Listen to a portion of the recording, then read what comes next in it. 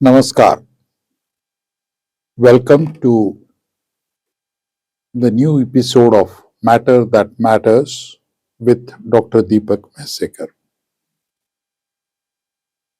Are you aware about the new solid waste management rules which have been notified by the Ministry of Environment, Forest and Climate Change on 27 January 26? And these rules are enforced or enacted from 1st April 26. These solid waste management rules replace the earlier solid waste management rules of 2016. The basic principle being polluter pays. The one who is polluting the environment will have to pay the cost of it. The objective of these new rules is to shift India's waste management philosophy from collect and dump to segregate, recover, recycle and minimize the landfilling. So, as far as possible, the landfilling will be discouraged or will not have any place in future. These rules align with Swachh Bharat Mission, Circular Economy Principle, Resource Efficient Policy and India's climate commitments under the Paris Agreement. These rules are a major change or a structural reform in terms of four-way segregation. The 2016 rules were talking of three-stream segregation, whereas the 2026 rules will have four-way segregation. These rules make the segregation mandatory for every household, office, institution and commercial establishment. The four ways of segregation are: number one, wet waste, which will include generally biodegradable waste, including food waste, kitchen waste. The second is dry waste, that would include paper, plastic, glass, metal, or textile for that matter. The third is the new introduction, that is the sanitary waste, diapers, sanitary napkins, medical hygiene products, which are disposed, are going to be the third kind of waste, that is the sanitary waste. And lastly, the special care waste. This includes batteries, CFL bulbs, medicine and containers which were having paint or some chemical stored in it. And of course, the most generated waste, that is the e-waste. So these 4-5 types of waste would be categorized as special care waste. This is perhaps the single biggest change that is mandated under the rules. Polluter Pays Principle gets the teeth. The rules operationalize and Polluter Pays Principle is implemented more rigorously.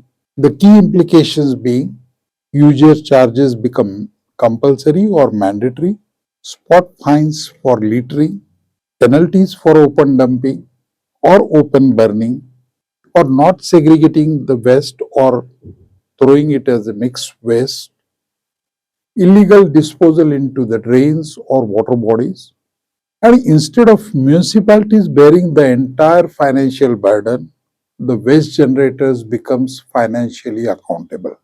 There has been a new classification of bulk waste generators. These include large housing societies, the societies having more than 200 individuals or generating more than 100 kg waste per day, or the society which has a total built-up area of more than 20,000 square meters or consuming more than 40,000 liters of water per day. All these residential or commercial establishments would be categorized as bulk waste generators.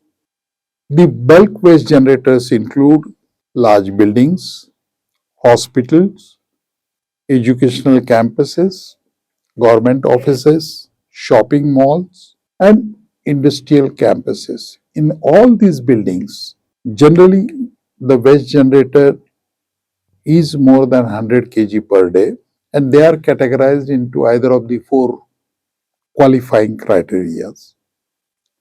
Especially so in case of hospitals, because there it would be more of a biomedical waste. So proper disposal of biomedical waste or sanitary waste is very important.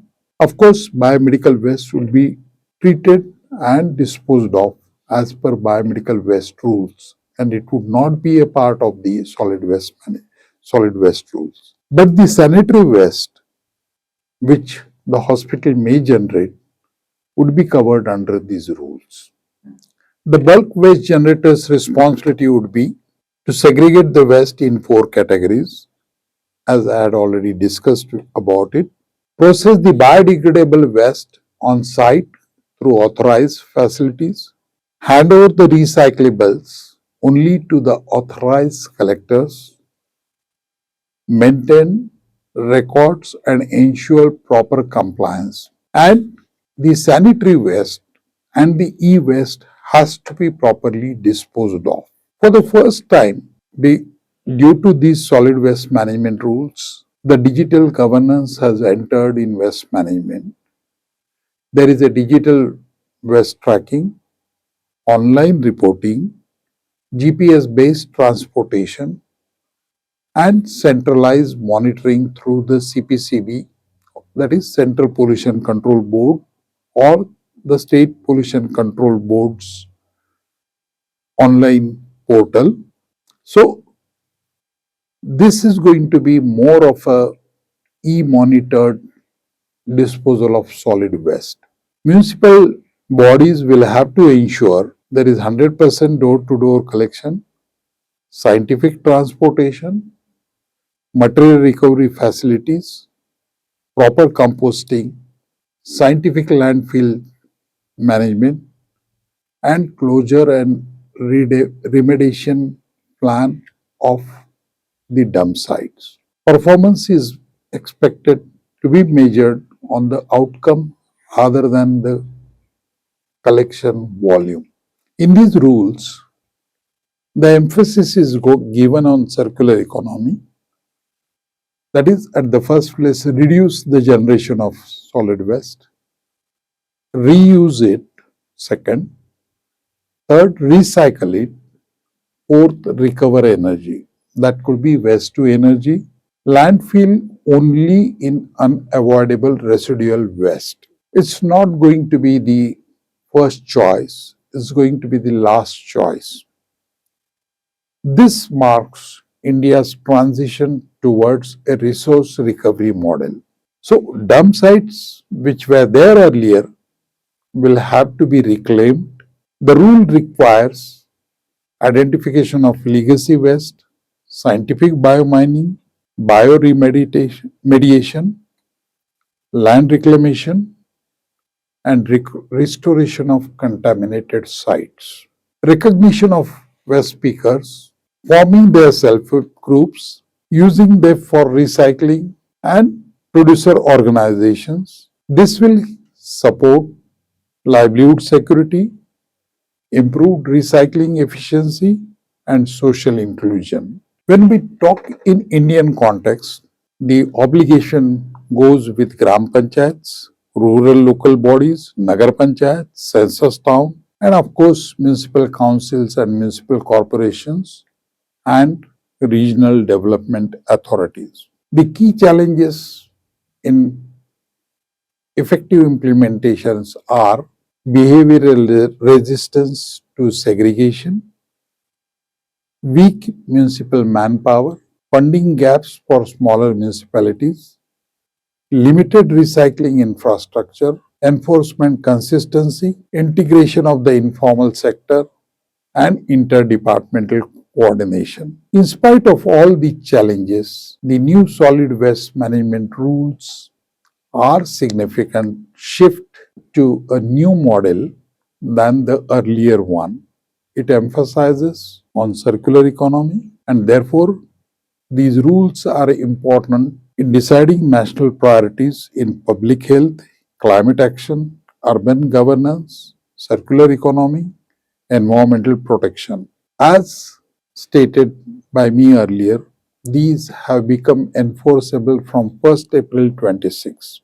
The Solid Waste Management Rules 2026 are not merely an environmental regulation, they represent a governance reform. Their success will depend less on engineering solutions and more on administrative discipline, citizen behavior, digital accountability, and the ability of urban and rural local bodies to transform waste from a liability into a valuable resource within India's emerging circular economy. Thank you. Please subscribe and watch Matters That Matters with Dr. Deepak Mhaisekar for such informative episodes